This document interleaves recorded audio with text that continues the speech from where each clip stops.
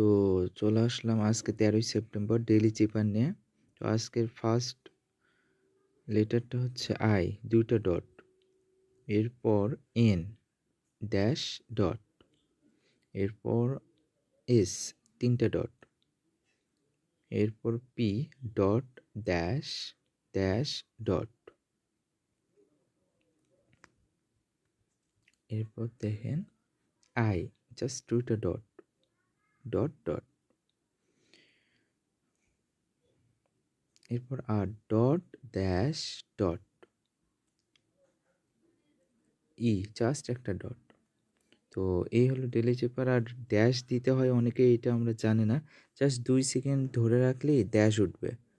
তো dot dash দেওয়ার সময় ডট শুধু একটা ট্যাপ, আর ড্যাশ হচ্ছে শুধু একটু ধরে রাখলেই হবে।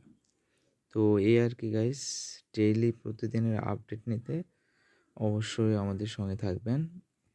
এখানে ডেইলি আপডেট দেওয়া হয়।